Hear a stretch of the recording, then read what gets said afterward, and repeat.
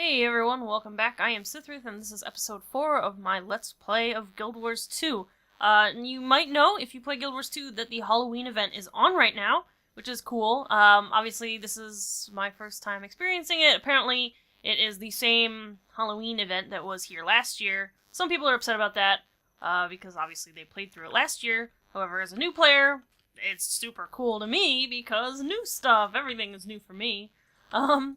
So I'm not gonna do like a guide or anything like I do with the Lotro festivals, because I definitely still am like, I don't know what's going on entirely. I have an okay grasp of it mostly now, but I'm not gonna do a guide of it. I will show you how to get to it though, because that was one thing that was really confusing to me.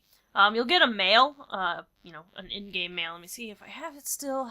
Let's see. Yes, come at once since this message is for any and all adventurers who can relocate to the Nolani Academy ruins. And you click show me, and your map will show up, and it'll be like, hey, come over here to the Black Citadel. Now, obviously, you probably should have gone to the Black Citadel before. Obviously, I haven't, even though I'm a Charr, and I just haven't yet. But yeah, it shows you on your map. You can go to the Black Citadel to start that event, or you can go to Lion's Arch, which I have not been to either.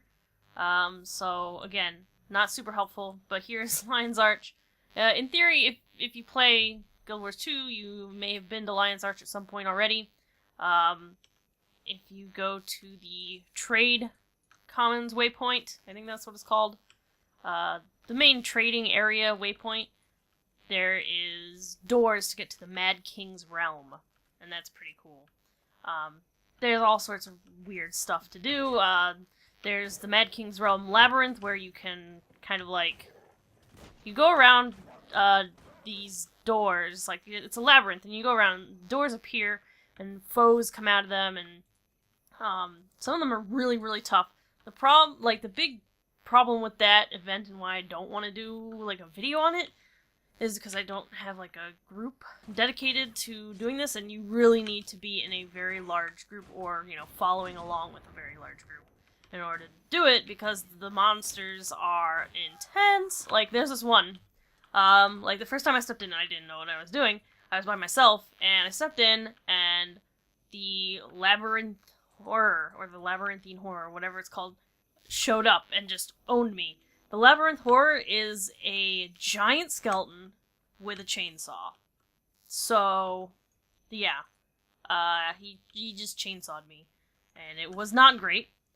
So, not gonna be trying it, because I might not be able to find a group, and I'm not interested in trying to find one. So that's part of it. There's also the clock tower, which is insanely hard. It's a jumping puzzle.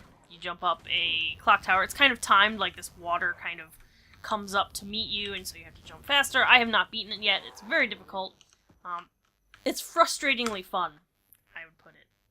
So those are the main two things that I've done with the Halloween Festival. There's all sorts of rewards. There's like cosmetics you can get, and fun little potions to turn you into like candy corn elementals and all sorts of weird stuff.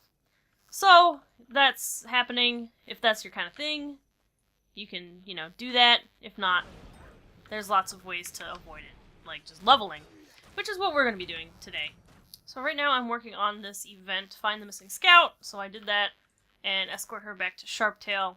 Currently doing that. If you remember last episode, I was working on a heart. I finished it and I hit level 8, you might notice.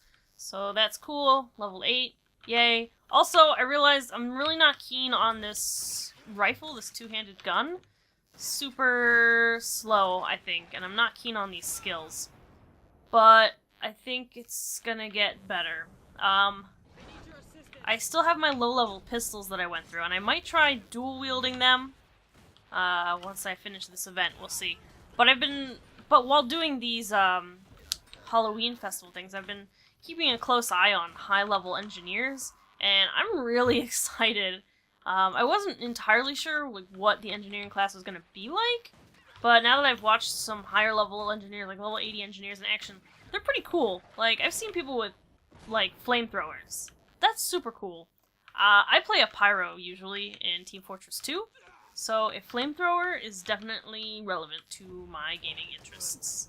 So I'm looking forward to a potential flamethrower. And the turrets that engineers get to use later on are pretty cool too. I haven't been, super looking for information on them. I don't want to know too much in advance, I guess. But they look cool from what I've seen. So I'm very excited about this class now. Sweet, finished that event. There's a couple events going on around here as well. But I'm gonna stop for a second and look into dual-wielding pistols.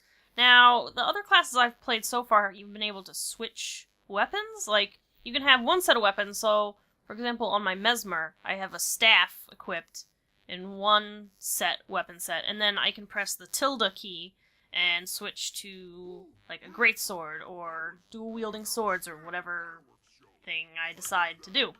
However, I guess engineers can't do that, or maybe on 2-level level. That's definitely a possibility. But let's see. Now, I know these pistols I have are not great, but I want to see what dual-wielding them is like.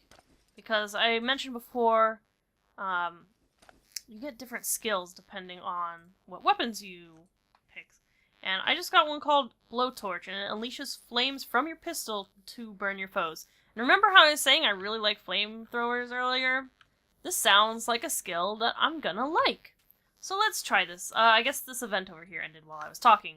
Oh well. But there is a heart over this way. Let's look at the map and see how far it is.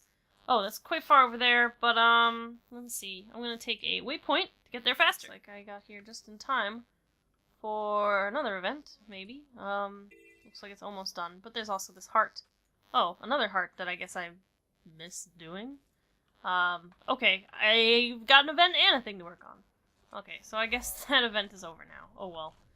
Let's go work on this heart where I have to protect Exterminatus HQ by killing Flame Legion in the area. So, I guess we're gonna be fighting fire with fire, huh? Yeah, that wasn't exactly a pun, but it was pretty cheesy. And I apologize. Just kidding, no I don't. Not sorry. Oh yeah, this is a cool thing. I've never actually read it and looked at it, but this is a pretty cool looking big giant Charr statue of Victory Cenotaph, I guess? I couldn't click on it. I don't know if it actually does anything. I don't think it does. Well, okay, that's a thing. It's pretty cool looking. I like it. I'm always a big fan of, like, big lore-related statues and stuff in game. It makes the world seem a bit more... well, maybe not necessarily realistic, but... yeah, kind of realistic, I guess. Let's see. Now, there's supposed to be Flame Legion in the area, but I don't know where. Okay, so I've got this Ember thing, and, I mean, it's, like, immune to burning, so I'm not going to be able to do the burning condition damage, but I just want to see what the skill is like. Okay, that was a little bit lackluster, and it wasn't as exciting as I thought it would be. But it was still pretty cool, I guess. It was very short-lived. And I guess since it's on fire already, it's kind of hard to really tell, you know, how cool it was. But I'm hoping maybe... okay, let's go attack a bear. Oh, look at all these people attacking a bear, too. I'll attack a different bear. Cause I just want to see this flame skill. Don't want to mess with nobody. Just want to see what this flame skill is like. Okay. That's pretty cool. The cooldown is kind of long, given how short combat tends to be. So, a little disappointed, but it could be pretty cool. And it's definitely helpful on enemies that I can actually put the burning condition on. A burning, conditional damage in this game is basically like a dot. It's a damage over time kind of thing. Well, maybe not really. Not all of them are damage over time. But the burning is, so yay for that. Sweet, alright, I finished that heart. I was about to say quest. It's not a quest, kind of. And leveled up. Alright, so I got crafting ready stuff. Okay, so basically the way this game works with crafting is anybody can gather ingredients. So anybody can chop wood, anybody can mine ore nodes, anybody can gather food stuff. But you pick your profession, and each profession kind of makes stuff. So everybody can gather, which is really cool, and it's definitely nice when you have alts. So yeah, that's pretty cool. Oh gosh, I'm being attacked by the salamander drake. Breathes fire. Okay, duly noted. I'm still gonna shoot it with fire though, because I can. I am starting to like that skill more and more. It's not as bombastic as I was hoping for it to be, but I'm definitely a fan. Also, I got invited to a guild randomly. Decline. I've gotten so many blind guild invites. It's nuts, and it drives me kind of crazy. Listen, I like just blind invites, whether they be to parties or guilds or kins, whatever. Like, it's just really annoying in MMOs. Like, if I want to be part of your group, man, I'll ask. But otherwise, don't send me invites, because I really am not interested. Okay, so this quest, or heart, whatever, that I'm working on is kind of weird. Some of these hearts, you have to do specific things with specific weapons, so you have to go talk to the person who starts the heart, who, like, is the heart person, and you have to talk to them, and you have to get, like, a dye that you have to paint on the enemies or whatever, or in this case, I have to get this special cruelty-free rifle and capture whatever it is that I'm supposed to be capturing, drakes and minotaurs. So, once I get them down to a certain health, a 5th skill pops up that kind of allows me to capture them. And so then I forward the drakes onto the person giving the heart. And yeah, it's good. It's kind of weird. When I was doing this, at first this was the first quest like this I had come across. I was very, very confused, I must say. It's very weird. But, you know, now I've come across a few hearts like this while questing. My highest character is now level 38, which might give you an indication of how much I've been playing lately. And so I've come across quite a few quests in a similar vein. Alright, and I finished that heart off nicely.